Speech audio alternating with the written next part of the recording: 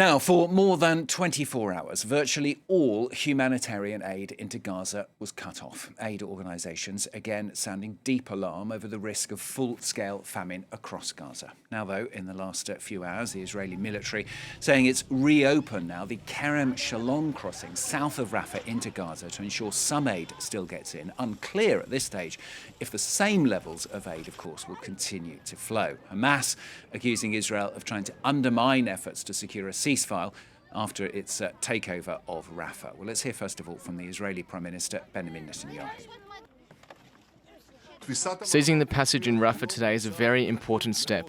An important step on the way to destroying the remaining military capabilities of Hamas, including the elimination of the 4 terrorist battalions in Rafah, and an important step to damage the governmental capabilities of Hamas. Because as of this morning, we denied Hamas a passage that was essential for establishing its reign of terror in the Strip. Well, France 24's Andrew Hilliar joins me from our International Affairs desk now with more. Andy, Israel says it's going to deepen its offensive in Rafah until Hamas is eliminated. What does that mean for civilians, bearing in mind, of course, all this news we've had this morning about Kerem Shalom and Rafah? Yeah, well, on Tuesday, Yoav Gallant, that's Israel's defense minister, made some very defiant comments while he was speaking to Israeli troops stationed in the Rafah area. He said that Israel would continue its offensive in the area until Hamas had been either completely eliminated or until Israeli hostages were returned. Now, as things stand in Rafah, Israeli tanks are still stationed at the Rafah crossing into Gaza. That's, of course, the main entry point for humanitarian aid in the territory. Over the last few hours, however, the IDF has announced that the Kerem Shalom crossing has been reopened. The Erez crossing in the north of Gaza is also open. And the US has also announced that it has finished constructing a temporary pier off the coast of Gaza. That pier, of course, meant to handle shipments of aid by sea. But at this stage, still not clear how much aid is going to be able to get back into the territory. It's still trickling in at this point. So what does that mean for civilians? Well, we can take a close look at the situation in Rafah, for example. Before the war, there were some 275,000 people living in Gaza's southernmost city. Now, by some estimates, that has now gone up to 1.5 million people, an extremely, very densely populated area. The UN has called it a pressure cooker of despair. Israel has already told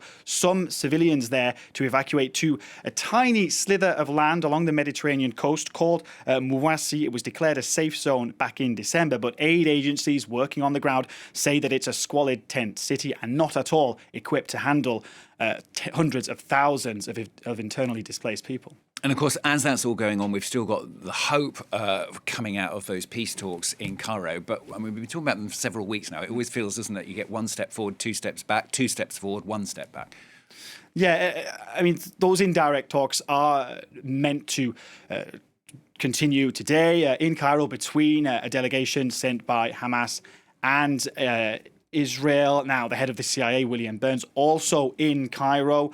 Mediators from Qatar, Egypt also on hand. That just gives you a sense of how important this is to all the parties involved. I think a real push to finally come up with some kind of resolution to this conflict. But I think it's very interesting to also look at the Israeli delegation that's been sent to Cairo. Now, over the weekend, Israel came under a lot of criticism for not sending a delegation to Cairo at a time when the talks were reportedly reaching a critical phase. Now, they have sent a delegation. It arrived yesterday. However, this is what's been called a mid-ranking delegation, which, Stuart, essentially means they don't actually have much power. What they do have the power to do is to listen to what's being said, to report whether or not what's been put on the table by Hamas meets Israel's needs, then report back to the Israeli War Cabinet, to Benjamin Netanyahu, who will then give them instructions on what to do next. Now, up until this point, Benjamin Netanyahu has been very clear.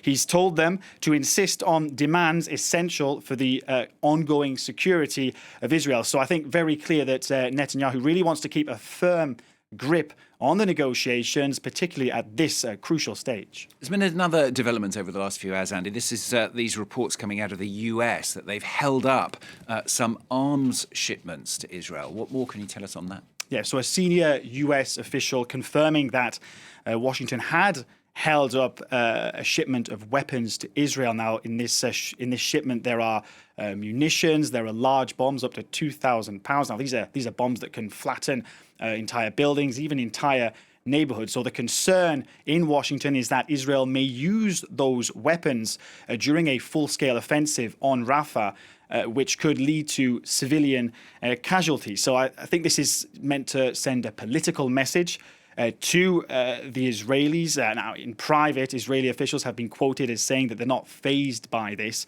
that they're going to continue to fight tooth and nail no matter what. But what could also, Stuart, ramp up the pressure on the Israelis in the next few days is a report in the US on Israel's use of US weapons. So the State Department is required by law to report to the US Congress on Israel's use of US-supplied weapons and whether or not they violate international humanitarian law. Now, Israel insists it is respecting the law, but in private, US officials have cast doubt on Israel's assurances. So I think this report really meant to address those concerns. Okay, no doubt we will cover it when it comes out. Andy, thanks very much. Andrew Hilliar from our International Affairs Desk there.